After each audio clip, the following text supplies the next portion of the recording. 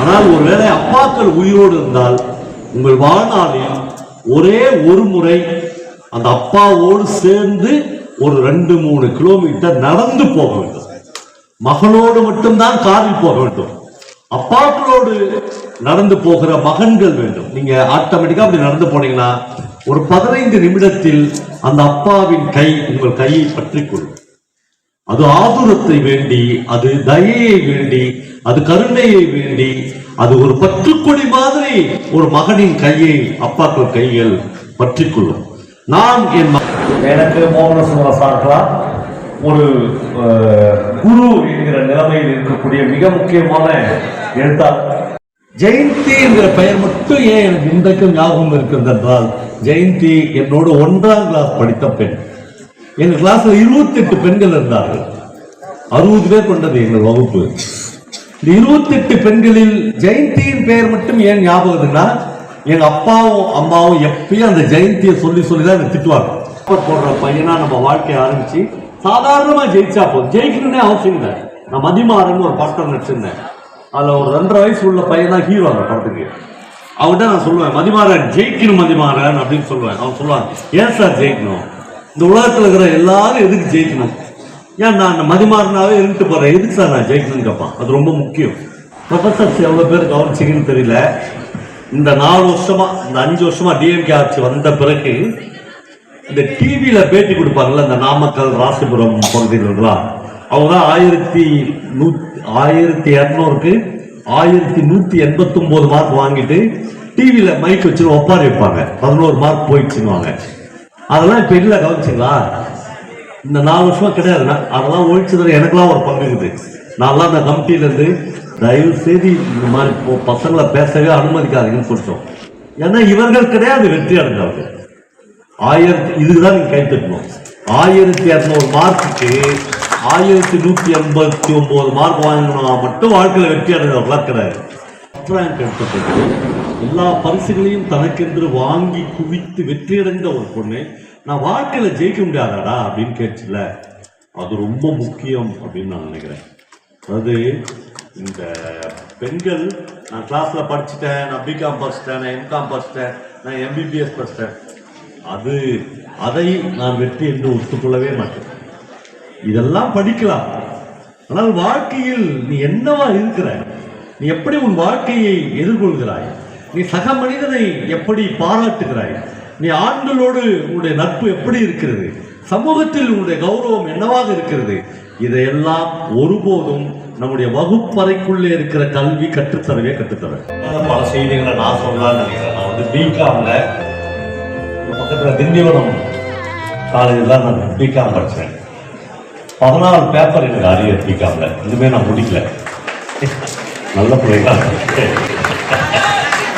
14 paper arrear. ஒரு paper தான் pass பண்ணேன், தமிழ் மட்டும் தான் பாஸ் பண்ணேன். ஆனால் இந்த 14 பேப்பர் முடிக்கலன்றது எனக்கு எவ்வளோ சந்தோஷமா இந்த வயசுல சொல்றேனோ, அதை விட சந்தோஷமா இன்னொரு விஷயத்த சொல்ல விரும்புகிறேன்.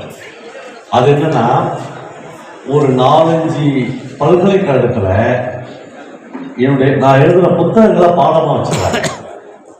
அது ரொம்ப முக்கியம் இல்லையா? வெறும் நான் வந்து 14 பேப்பர் முடிக்கல அப்படின்றதோட மட்டும் இல்லை, நான் எழுதுன புத்தகங்களை அத்தனை பல்கலைக்கழகங்கள்ல பாடமா வச்சுக்கிறேன். அப்ப என்னன்னா, ஒரு விஷயம் என்னன்னா, கல்வி மட்டுமே ஒரு மனிதரை மிக உயர்ந்த இடத்துல உயர்த்தும் என்பதை நான் ஒத்துக்கொள்கிறேன். ஆனால் கல்வி மட்டும் இல்லை. இப்ப எனக்கு அரியர்ஸா இருக்குது, நான் எழுதுன பாடப்புத்தகங்களை மற்ற மாணவர்களும் படிக்கிறாங்க இல்லையா? நான் கொஞ்ச நேரத்துக்கு முன்னாடி இந்த மயிலம்ன்ற ஊரை கடந்து தான் வந்தேன். ஒரு நிமிஷம் என் காரை நிறுத்த சொல்லி ஒரு மாதிரி எனக்கு உடம்புலாம் தெரிஞ்சிச்சு. இந்த மோகன சுந்தரம் வந்து அவருக்கு மட்டும்தான் தெரியும். ஏன்னா நாங்கள் எல்லாம் இந்த நடுநாட்டில் மதிக்கக்கூடிய மிக உயர்ந்த படைப்பாளி ஒருத்தர் இந்த ஊர்லாம் வாழ்ந்தார். அவர் பேர் வந்து ராஜேந்திர சோழன். அவர் அசோகோஷ் அப்படின்ற பேர்ல நிறைய கதைகள் எழுதியிருக்காரு. அவருடைய மகன் வந்து மாவட்ட நீதிபதியாக தான் இருக்காரு. அது இல்லை, மாவட்ட நீதிபதியாக இருக்கிறார்ன்றதை விடவும் அவர் எழுதின 8 கதைகள், ராஜேந்திர சோழன் கதைகள், இதெல்லாம் அவ்வளவு இந்த உலகமே வியந்து பார்க்கக்கூடிய அளவுக்கு மிக முக்கியமான படைப்பாளி ஒருத்தர் மயிலத்தில் தான் இருக்குங்க. நம்ம என்ன பெரிய பிரச்சனைனா பாட புத்தகங்களை தாண்டி நம்முடைய மாணவர்களோ மாணவிகளோ போறதே இல்லை. ஆனா அது இல்லை. ஒரு நிலப்பரப்பை எப்படி பிரிப்பாங்கன்னா, நான் வந்து பல்வேறு உலக நாடுகளுக்கெல்லாம் போயிருக்கேன். நான் வந்து ஷேக்ஸ்பியர் கபரையில போயிருக்கேன்னா, இது வந்து ஷேக்ஸ்பியருடைய பூமி, இது வந்து கார்ல் மார்க்ஸுடைய பூமி, இது வந்து இந்த ஷெல்லியினுடைய பூமின்னு தான் பிரிப்பாங்க. அந்த மாதிரி மைலம் என்கிற இந்த ஊர் வந்து ராஜேந்திர சோழன் என்கிற மகத்தான படைப்பாளி. இந்த ஒரு எனக்கு ஒரு பையன் இருக்கான் வம்சின்னு. அவன் வந்து ராஜேந்திர சோழனுடைய வாழ்க்கையை மட்டும் ஒரு மணி நேரம் டாக்குமெண்ட்ரி ஃபிலிமா பண்ணிடுறான். நிறைய பேர் அதுல எல்லாம் பேசியிருக்காங்க. நான் எதுக்கு ரொம்ப வலிஞ்சு இந்த பெயரை உங்களுக்கு சொல்றேன்னா, பக்கத்துல மயிலத்துல ஒரு நாள் நீங்க தேடி போய் ராஜேந்திர சோழன் சார் இருந்தாருமே, அவர் வந்து செகண்ட் கிரேட் வாத்தியாரா இருந்தார். அவருடைய வீடு எங்க இருக்கு, இப்ப அவங்க வீட்டுல யார் இருக்காங்க அப்படின்னு தெரிஞ்சுக்கணும். அது ரொம்ப முக்கியமான விஷயம். இங்க இருந்து கொஞ்சம் தூரம் கடந்து போனா பாண்டிச்சேரி வந்துடும் இல்லையா? பாண்டிச்சேரியினோட நமக்கு ஒவ்வொருத்தருக்கும் ஒரு ஞாபகம் வரும். ஆனா எனக்கு அந்த ஞாபகம் வராது. ஆனா எனக்கு வந்து பாண்டிச்சேரி அப்படின்னு சொன்ன உடனே எனக்கு ஞாபகம் வர்றது பிரபஞ்சன் என்கிற ஒரு மகத்தான எழுத்தாளருடைய ஞாபகம் வரும். அவர் வந்து சாகித்ய அகாடமி அவார்ட் தான் வாங்கினாரு. எனக்கு மோகன சுந்தர சாருக்கெல்லாம் ஒரு குரு என்கிற நிலைமையில் இருக்கக்கூடிய மிக முக்கியமான எழுத்தாளர். அந்த கதை என்னன்னா, ஒரு பையன் 9ஆம் கிளாஸ் படிப்பான்.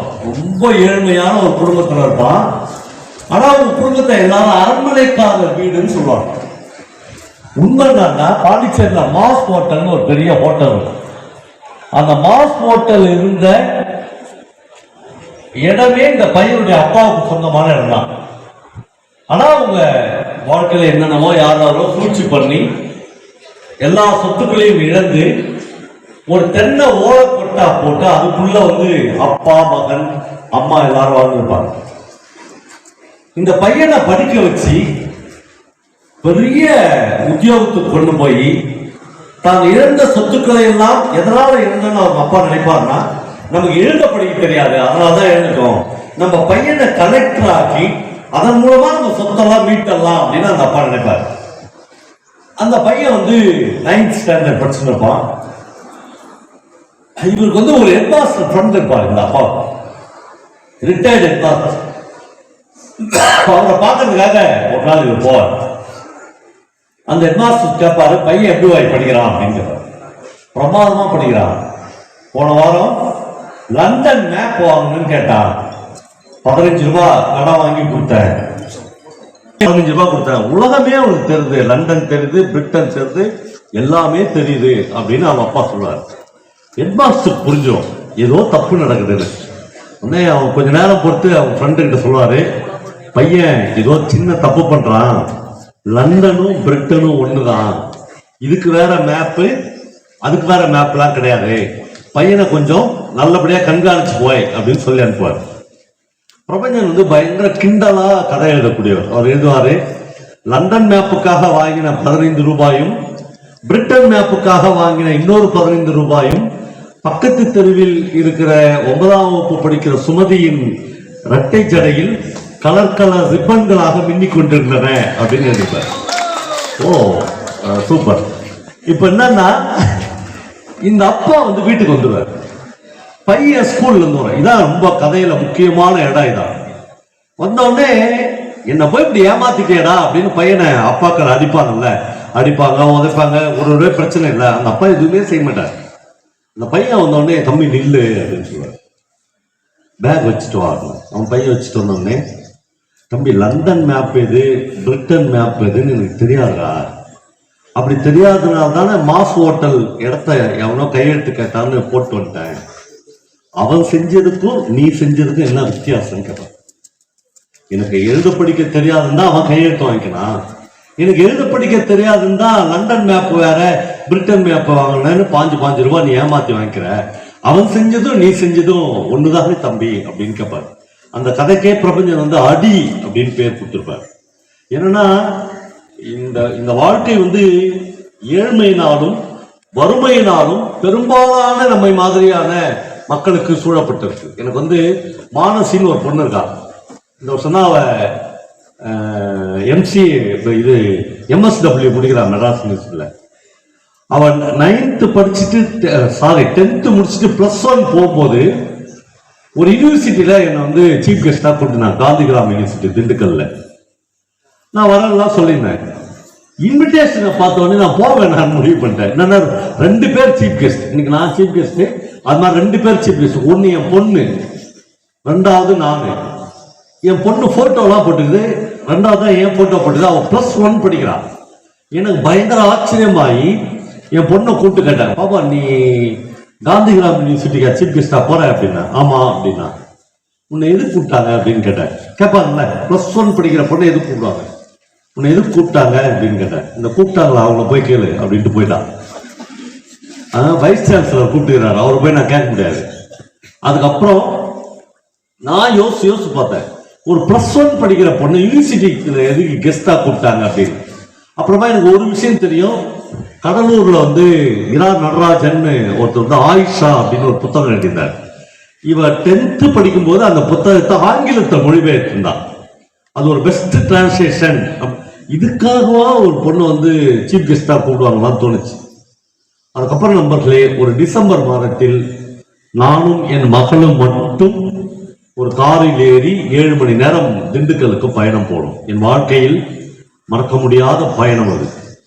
மகளோடு மட்டும் அப்பாக்கள் பயணம் செய்கிற ஒரு அற்புதமான பயணம் வாய்க்க பெறுகிற அப்பாக்கள் பாக்கியசாலி. அதே மாதிரி வாழ்க்கையில் இந்த பக்கத்தில் உட்கார்ந்து கொண்டிருக்கிற என்னுடைய சகோதரர்களே, உங்களில் எத்தனை பேர்கள் அப்பாக்களை தவற விட்டீர்கள், இழந்து விட்டீர்கள் என்று எனக்கு தெரியாது. ஆனால் ஒருவேளை அப்பாக்கள் உயிரோடு இருந்தால் உங்கள் வாழ்நாளில் ஒரே ஒரு முறை அந்த அப்பாவோடு சேர்ந்து ஒரு 2-3 கிலோமீட்டர் நடந்து போக வேண்டும். மகளோடு மட்டும்தான் காரில் போக வேண்டும். அப்பாக்களோடு நடந்து போகிற மகன்கள் வேண்டும். நீங்க ஆட்டோமேட்டிக்கா அப்படி நடந்து போனீங்கன்னா ஒரு 15 நிமிடத்தில் அந்த அப்பாவின் கை உங்கள் கையை பற்றி கொள்ளும். அது ஆதுரத்தை வேண்டி, அது தயையை வேண்டி, அது கருணையை வேண்டி, அது ஒரு பற்றுக்கொடி மாதிரி ஒரு மகனின் கையை அப்பாக்கள் கைகள் பற்றி கொள்ளும். நான் என் மகளோடு காரில் போகிற அந்த பயணத்தை என் வாழ்க்கையில் என்னால் மறக்கவே முடியாது. ஒரு 5 கிலோமீட்டர் கார்ல போகும்போது என் பொண்ணு என்னை பார்த்து கேட்டா, அப்பா நீ யார யார படிச்சுக்கிறப்பா தமிழ்ல என்று கேட்டார்.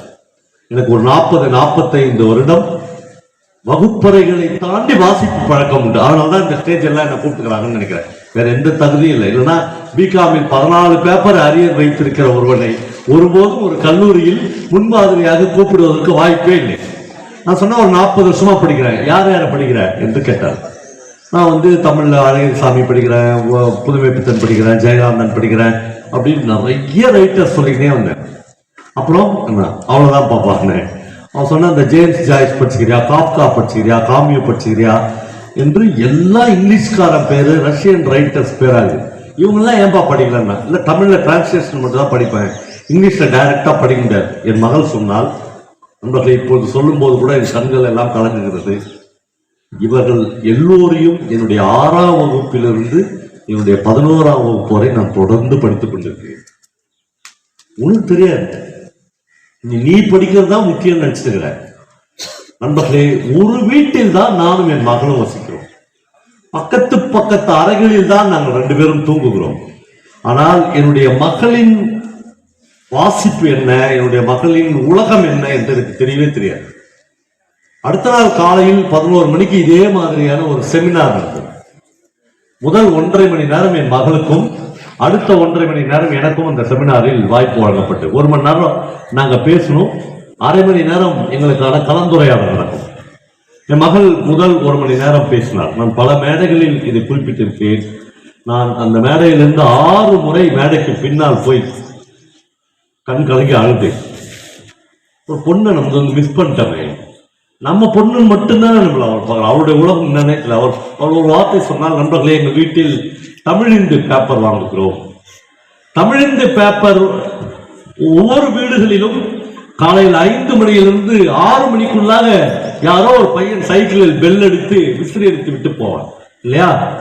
தமிழ்நாட்டில் எல்லா ஊர்களிலும் இது நடக்குது. தமிழிந்து பேப்பர் மட்டும் இல்லை, நியூஸ் பேப்பர் போடுவதற்கு யாரோ ஒரு பையன் இல்லை, ஒருவேளை நீங்கள் அந்த பையனாக இருக்கலாம், அல்லது உங்கள் குடும்பத்திலிருந்து ஒரு பையனாக அவன் இருக்கிறார்.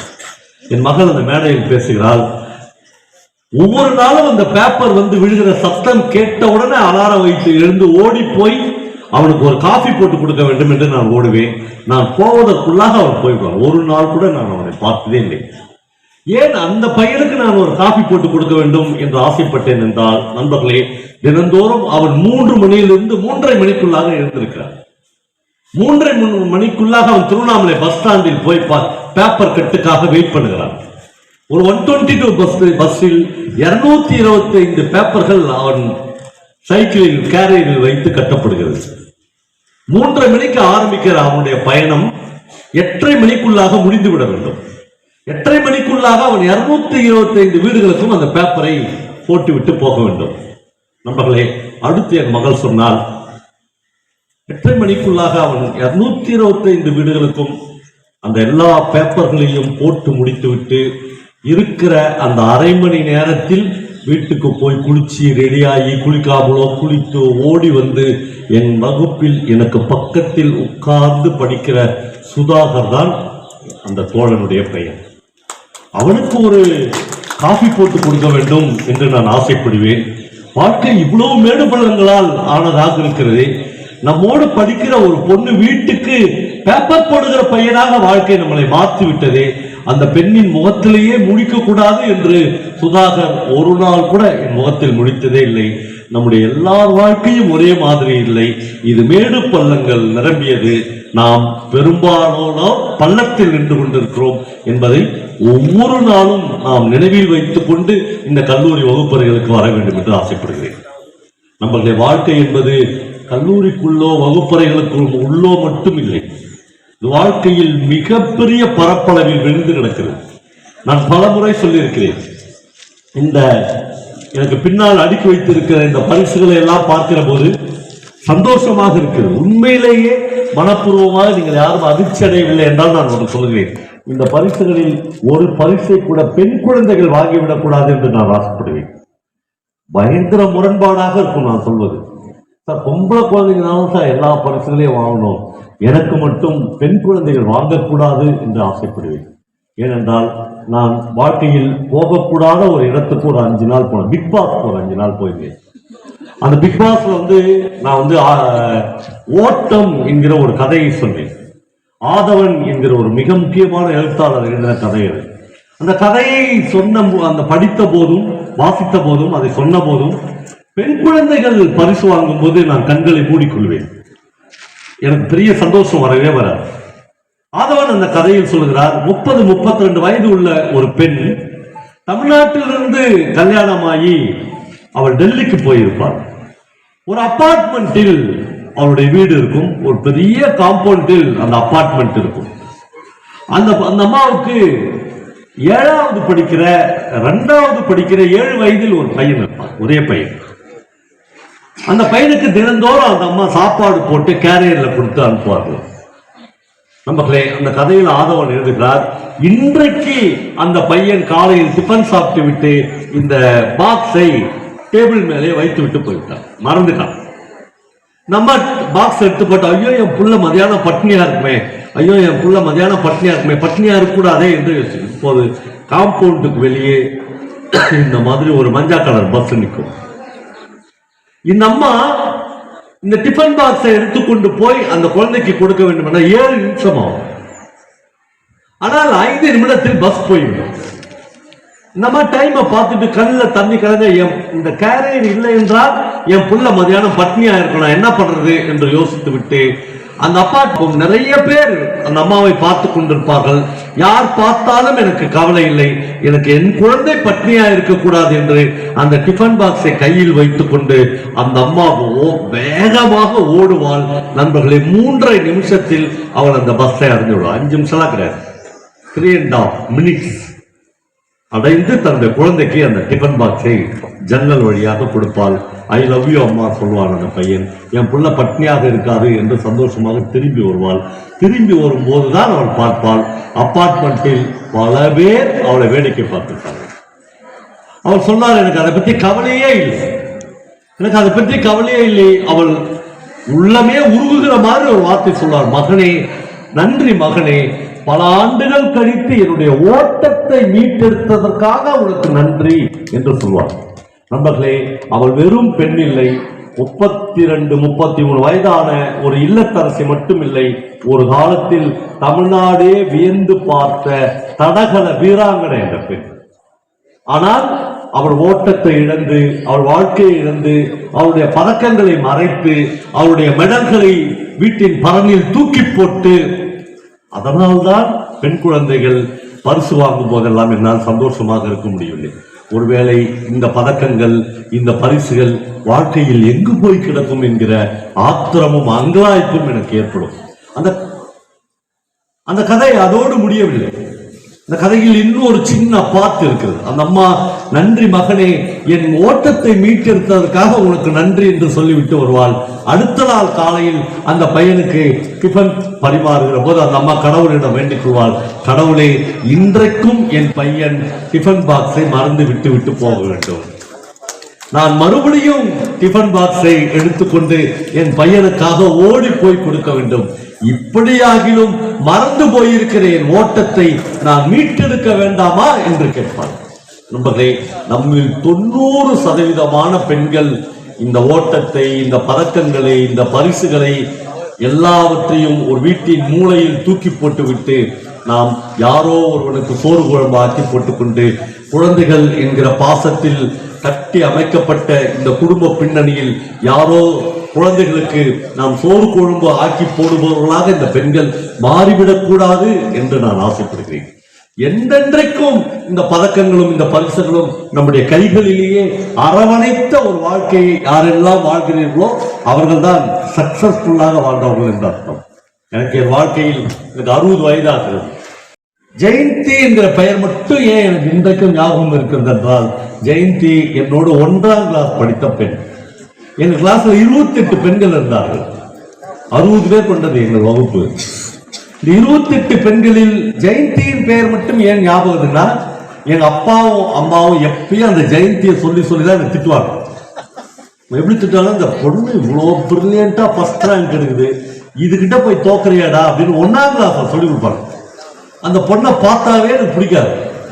ஏன்னா எல்லாத்துலயும் எங்க ஊர்ல அப்ப வந்து 3 ஸ்கூல் தான். ஒன்னு municipal boys higher secondary school, ஒன்னு municipal girls higher secondary school, 3வது டேனிஷ் மிஷன் ஹையர் செகண்டரி. அது கோ எஜுகேஷன். கோ எஜுகேஷன்ல படிக்காத பிள்ளைங்க யாருன்னா அங்க இருந்தீங்கன்னா நீங்க இந்த வருஷத்திலேயே நரகத்தை பார்த்துட்டீங்கன்னு அர்த்தம். கோ எஜுகேஷன்ல படிக்கிறது வந்து பல வகைகளில் பெண்களுக்கும் ஆண்களுக்கும் ஒரு மன விசாலத்தை தரும். உடம்பு அல்லது பாலியல் கவர்ச்சி என்கிற விஷயங்களை அது துடை தெரியும். காதல், காமம் இதெல்லாம் தாண்டி நட்பு என்கிற ஒரு விஷயத்தை அது ரொம்ப சின்ன வயதிலேயே உங்களுக்கு சொல்லிக் கொடுக்கும். ஆனால் இந்த நாங்க வந்து பாய்ஸ் ஹை ஸ்கூல், நான் கேர்ள்ஸ் ஹை ஸ்கூல், இப்படி எல்லாரும் 5வது வகுப்பு முடிக்கிற போது நான் போய் எனக்கு பிடிக்காத ஜெயந்தியிடம் நானே பேசினேன். அப்படின்னா என்ன நடிப்பு இருந்துச்சு என்கிட்டன்றீங்க. அப்படியே போய், ஜெயந்தி, உங்களை மாதிரி ஒரு அழகி இந்த உலகத்திலே இல்லை போயிருக்கு அப்படின்னு போய் சொல்லி ஆரம்பிச்சு, நான் எதுக்கு பேசுறேன்னே அந்த பொண்ணு புரியல. என்னாச்சு போவா அப்படின்ச்சு. இல்லை, நீங்க கேர்ள்ஸ் ஹை ஸ்கூல்ல தானே சேர போறீங்கன்னு கேட்டேன். அந்த பொண்ணு கேர்ள்ஸ் ஹை ஸ்கூலுக்கு போயிட்டா, நான் டேனிஷ்ல அட்மிஷனே வாங்கிட்டேன். இந்த பொண்ணு வரலன்னா வேற எல்லாரும் நான் ஈஸியா ஜெயிச்சிருவேன். எங்க அம்மா வேற இந்த தொடப்பு கட்டி வச்சுன்னு எப்பயுமே ஜெயந்தி ஜெயந்தின்னு வாங்களா, அது வேற பயங்கர கோபமா இருக்கும். இந்த பொண்ணு ரொம்ப அதே காதலோட இருக்க, இல்லையே பாவா, நானும் டேனிஷ்ல 6th B ஜாயின் பண்ணிட்டேன். மறுபடியும் நாங்கள் 2 பேரும் 6th B. அப்புறம் அந்த பேச்சு போட்டி, பாட்டு போட்டி எல்லாம் அந்த பொண்ணு தான். அப்போ இந்த காலாண்டு பரீட்சை, அரையாண்டு பரீட்சைலாம் வைப்பாங்க. அப்போ இப்பெல்லாம் இருக்குதான்னு தெரியல, இருக்குதா? ரைட், எல்லா காலத்துலையும் இருக்கும். அப்போ வந்து இந்த டீச்சர் வந்து மேத்ஸ் பேப்பர்லாம் கொடுப்பாங்க, ஆன்சர் ஷீட் கொடுப்பாங்க. என் பேப்பர் வாங்கி நான் பார்க்கவே மாட்டேன். ஏன்னா நம்ம லட்சணம் என்னன்னு எனக்கு தெரியும். வாங்கி பசாம வச்சுக்குவேன். எனக்கு பின்னாடி ஜெயந்தி சீட் இருக்கும். ஜெயந்தி கொடுத்தோடனே ஜெயந்தி முகத்தை பார்ப்பேன். பார்த்தோடனே அந்த பொண்ணு பேப்பரை பார்த்து சினிமாவில் வர மாதிரி காய்ச்சிருக்கும். ஓன்னு அழுவோம், சந்தோஷமாயிடும். நான் வந்துட்டு என்னாச்சு ஜெயந்தி பிடிச்சா அப்படின்னு கேட்பேன். இல்லை பாவா, 99 தான் வந்துருக்கு, 1 மார்க் மிஸ் ஆயிடுச்சு. இந்த ஒரு மார்க்குக்கு ஒப்பாரி வச்சு அழுவோம். நீங்க ப்ரொஃபசர்ஸ் எவ்வளவு பேர் கவனிச்சிங்கன்னு தெரியல. இந்த 4 வருஷமா, இந்த 5 வருஷமா டிஎம்கே ஆட்சி வந்த பிறகு இந்த டிவியில பேட்டி கொடுப்பாங்கல்ல, இந்த நாமக்கல் ராசிபுரம் பகுதிகளெல்லாம், அவங்க 1200க்கு 1189 மார்க் வாங்கிட்டு டிவியில மைக் வச்சு ஒப்பாரி வைப்பாங்க. 11 மார்க் போயிடுச்சுன்னுவாங்க. அதெல்லாம் இப்ப இல்ல, கவனிச்சிங்களா? இந்த 4 வருஷமா கிடையாதுன்னா அதெல்லாம் ஒழிச்சதுல எனக்கெல்லாம் ஒரு பங்கு இருக்குது. நான்லாம் அந்த கமிட்டியில இருந்து தயவு செய்து இந்த மாதிரி பசங்களை பேசவே அனுமதிக்காதீங்கன்னு சொல்லிட்டோம். ஏன்னா இவர்கள் கிடையாது வெற்றி அடைஞ்சவர்கள். இதுக்குதான் நீங்க கை தட்டணும். 1200 மார்க்குக்கு 1189 மார்க் வாங்கினா மட்டும் வாழ்க்கையில வெற்றி அடைஞ்சவர்களா கிடையாது. ஒரு சென்சஸ் சொல்லுது, ஒரு புள்ளி விவரம் சொல்லுது, இப்படி வெற்றி அடைந்து போனாங்கல்ல, அதில் 8% பேர் ஜெயிக்கலாம், குற்ற செயல்களில் ஈடுபட்டுறான். அப்படி ஜெயிக்கிறவன், இவ்வளவு மார்க் வாங்கி ஜெயிக்கிறவன் ஒன்னு வாழ்க்கையில தோத்தறான், இல்ல வெளிநாடு போயிடறான். நாம அப்படிலாம் போகணும். நம்மளாம் சாதாரணமான வாழ்க்கையில இருந்து சாதாரணமான பேப்பர் போடுற பையனா நம்ம வாழ்க்கையை ஆரம்பிச்சு சாதாரணமா ஜெயிச்சா போதும். ஜெயிக்கணும்னே அவசியம் இல்லை. நான் மதிமாறன் ஒரு படத்தில் நடிச்சிருந்தேன். அதுல ஒரு 2.5 வயசு உள்ள பையன் தான் ஹீரோ அந்த படத்துக்கு. அவன்கிட்ட நான் சொல்லுவேன், மதிமாறன் ஜெயிக்கணும் மதிமாறன் அப்படின்னு சொல்லுவேன். அவன் சொல்லுவான், ஏன் சார் ஜெயிக்கணும்? இந்த உலகத்துல இருக்கிற எல்லாரும் எதுக்கு ஜெயிக்கணும்? ஏன் நான் மதிமாறனாவே இருந்துட்டு போறேன், எதுக்கு சார் நான் ஜெயிக்கணும்னு கேட்பான். அது ரொம்ப முக்கியம். அதனால இந்த பசங்களாம் பேட்டி கொடுப்பாங்க.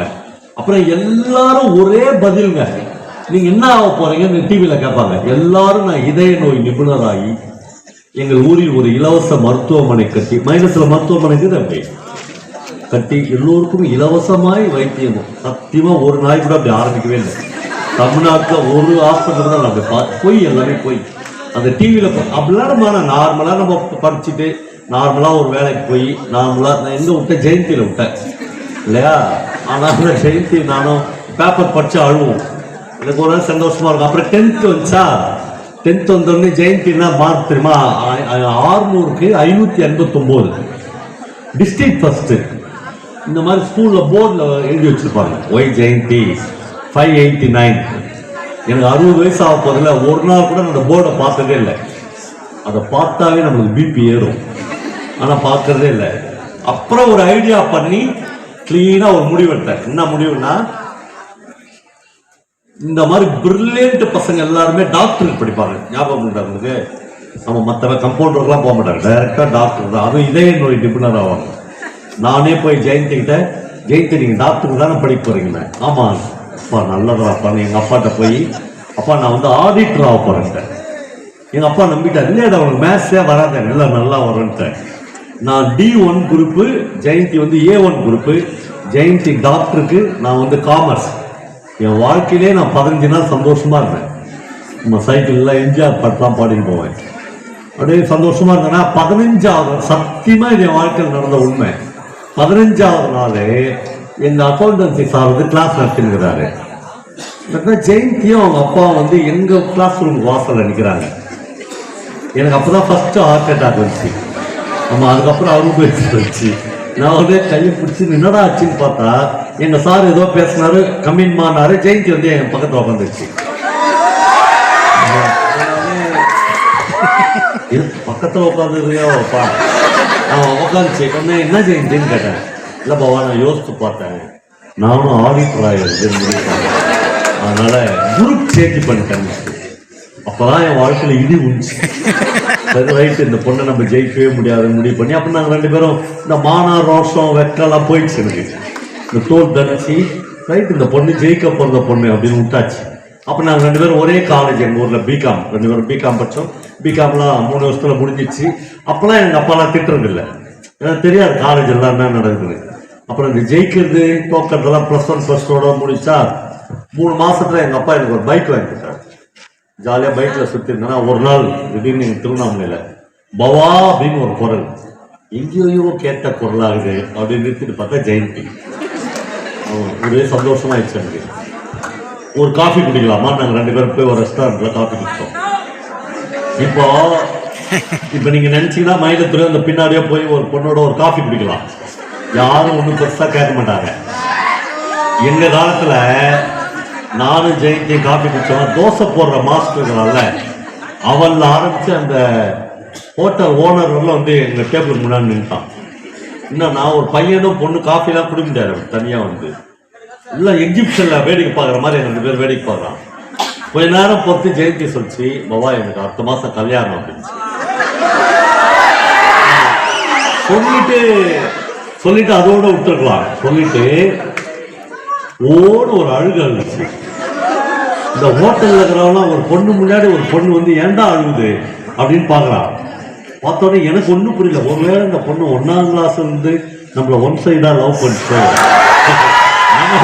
நமக்கு அது தெரியலையோ அப்படின்ட்டு ஏன் ஜெயந்தி அழுகுறீங்கன்னு கேட்டேன். ஜெயந்தி சொல்லிச்சு, இல்லை பாபா நான் வந்து அடுத்த மாசம் கல்யாணம் 28ஆம் கல்யாணம். நான் வந்து கல்யாணம் பண்ணிக்க போறவருக்கு வந்து 60 வயசு. எங்க அக்கா வீட்டுக்காரவரு, எங்க அக்கா வந்து கேன்சர்ல இறந்துச்சு. அதனால எங்க அக்கா 3 பொண்ணுங்களையும் காப்பாத்துறதுக்காக என்னையே கல்யாணம் பண்ணி சொல்லிட்டாங்கன்னு சொல்லி என்கிட்ட ஒரு வார்த்தை கேட்டுச்சு. என் பாபா என்ன மாதிரி பொண்ணுங்களா ஜெயிக்கவே முடியாத பாபா அப்படின்னு கேட்டுச்சு. அப்புறம் எனக்கு ஒன்று தோணுச்சு, 1ஆம் கிளாஸ்ல இருந்து பிகாம் முறையில் எல்லாத்துலயும் ஜெயிச்ச பொண்ணு, 1ஆம் கிளாஸ்ல இருந்து பிகாம் முறையில் எல்லாத்துலயும் ஃபர்ஸ்ட் ரேங்க் எடுத்த பொண்ணு, எல்லா பரிசுகளையும் தனக்கென்று வாங்கி குவித்து வெற்றியடைந்த ஒரு பொண்ணு, நான் வாழ்க்கையில ஜெயிக்க முடியாதாடா அப்படின்னு கேட்டுச்சுல, அது ரொம்ப முக்கியம் அப்படின்னு நான் நினைக்கிறேன். அதாவது இந்த பெண்கள், நான் கிளாஸ்ல படிச்சுட்டேன், நான் பிகாம் படிச்சுட்டேன், நான் எம்காம் படிச்சுட்டேன், நான் எம்பிபிஎஸ் படிச்சிட்டேன், அதை நான் வெற்றி என்று ஒத்துக்கொள்ளவே மாட்டேன். இதெல்லாம் படிக்கலாம், ஆனால் வாழ்க்கையில் நீ என்னவா இருக்கிற, நீ எப்படி உன் வாழ்க்கையை எதிர்கொள்கிறாய், நீ சக மனிதனை எப்படி பாராட்டுகிறாய், நீ ஆண்களோடு உன்னுடைய நட்பு எப்படி இருக்கிறது, சமூகத்தில் உன்னுடைய கௌரவம் என்னவாக இருக்கிறது, இதையெல்லாம் ஒருபோதும் நம்முடைய வகுப்பறைக்குள்ளே இருக்கிற கல்வி கற்றுத்தர. அதற்கு தான் வெளியில் இருக்கிற புத்தகங்கள், வெளியில் இருக்கிற பாடங்கள், வெளியில் இருக்கிற மனிதர்கள் எல்லாரும் தான் இந்த பாடத்தை எப்பொழுதும் கற்றுத்தருவார்கள். கல்லூரிக்கு வெளியே மிகப்பெரிய ஒரு வாழ்க்கை இருக்கு. அந்த வாழ்க்கையிலிருந்து நாம் இந்த வாழ்க்கையை கற்றுக்கொள்ள வேண்டும் என்று ஆசைப்படுகிறேன். இப்படி ஒரு நல்ல நிகழ்ச்சிக்கு என்னை அழைத்து என்னை பேச வைத்த உங்களுடைய கல்வி நிர்வாகத்திற்கு என்னுடைய அன்பையும் பிரியத்தையும் தெரிவித்துக் கொள்கிறேன்.